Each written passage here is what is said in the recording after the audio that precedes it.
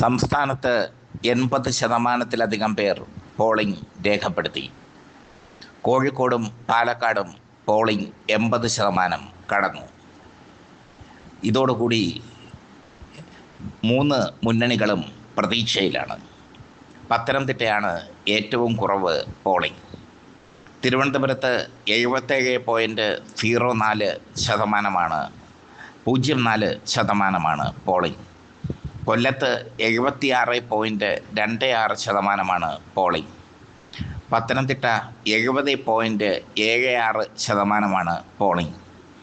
ഇടുക്കിയിൽ 72.34% പോളിംഗ്.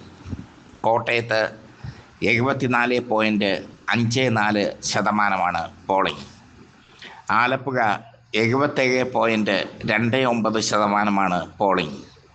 എറണാകുളത്ത് 79.72%, തൃശ്ശൂരിൽ 77.09%, പാലക്കാട് 80.47%, മലപ്പുറത്ത് 79.64%, കോഴിക്കോട് 81.08%, വയനാട് 78.81%, കണ്ണൂർ 78.67%. ഇതാണ് കേരളത്തിലെ 14 ജില്ലകളിലെ പോളിംഗ്. കനത്ത പോളിംഗ് തന്നെയാണ് രേഖപ്പെടുത്തിയത്. വോട്ടർമാർ ആവേശത്തോടെ വോട്ട് ചെയ്തു. ഇനി ജയമാർക്ക് എന്നുള്ളതിനെ പറ്റിയുള്ള തർക്കങ്ങളും വിതർക്കങ്ങളും തുടങ്ങും. എന്തായാലും മുസ്ലിം ഭൂരിപക്ഷ പ്രദേശങ്ങളിൽ ശക്തമായ പോളിംഗ് രേഖപ്പെടുത്തി എന്നാണ് പൊളിറ്റിക്സ് കേരളയ്ക്ക് ലഭിക്കുന്ന റിപ്പോർട്ട്. അതായത് മുസ്ലിം വോട്ടുകൾ എങ്ങോട്ട് എന്നതിനെ ആസ്പദമാക്കിയായിരിക്കും കേരളം ആര് ഭരിക്കുക എന്ന് തീരുമാനിക്കപ്പെടുന്നത്. BJP നില മെച്ചപ്പെടുത്തുന്ന സ്ഥിതിയുണ്ടെന്ന് രാജീവ് ചന്ദ്രശേഖർ പറയുന്നുണ്ടെങ്കിലും ഹിന്ദു വോട്ടുകളുടെ ഏകോപനം അങ്ങനെ ലഭ്യമായിട്ടില്ല എന്നാണ് റിപ്പോർട്ട്. രാജീവ് ചന്ദ്രശേഖർ ആത്മവിശ്വാസം പ്രകടിപ്പിക്കുന്നുണ്ട് BJP മികച്ച പ്രകടനം കാഴ്ചവെക്കും എന്നതിൽ. എന്നാൽ രാജീവ് ചന്ദ്രശേഖറിൻ്റെ തട്ടകമായ അദ്ദേഹം മത്സരിച്ച നേമത്ത് 77.77% പോളിംഗ്. അവിടെ മുസ്ലിം വോട്ടുകൾ നിർണായക ശക്തിയാണ്. മുസ്ലിം വോട്ടുകൾ ശിവൻകുട്ടിക്ക് നൽകുമെന്ന് SDPI നേരത്തെ പറഞ്ഞു കഴിഞ്ഞു. അങ്ങനത്തെ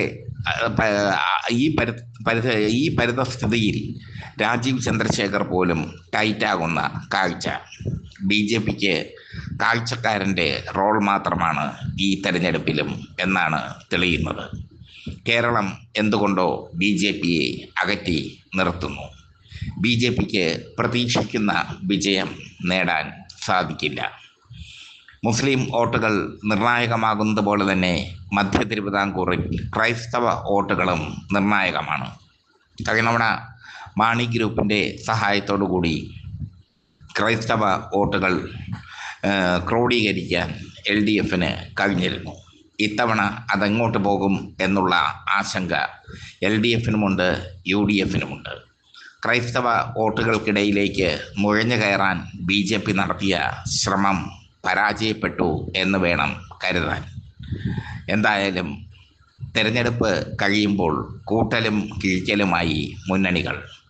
കഴിഞ്ഞ 76%-ലധികമായിരുന്നു പോളിംഗ്. ശക്തമായ പോളിംഗാണ് 2021 രേഖപ്പെടുത്തിയത്. 76%-ലധികം പോളിംഗ്, 76%-ലധികം പോളിംഗ് ഉണ്ടായിരുന്നു. അന്ന് LDF അധികാരത്തിൽ വന്നു.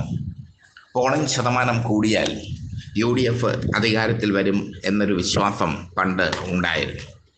എന്നാൽ കഴിഞ്ഞ തെരഞ്ഞെടുപ്പിൽ അത് അപ്പാടെ തകിടം മറിയുന്ന കാഴ്ചയാണ് കണ്ടത്.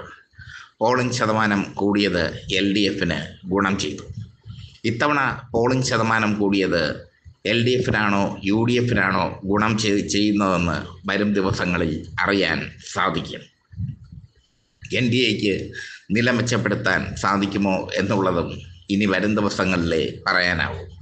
കാരണം NDA സ്ഥാനാർത്ഥികൾ ജയിക്കുമെന്ന് പ്രതീക്ഷിച്ചിരുന്ന ശോഭാ സുരേന്ദ്രൻ പാലക്കാട് പണം നൽകൽ വിവാദത്തിൽപ്പെട്ടത് BJPക്ക് വലിയ തിരിച്ചടിയായി മാറി.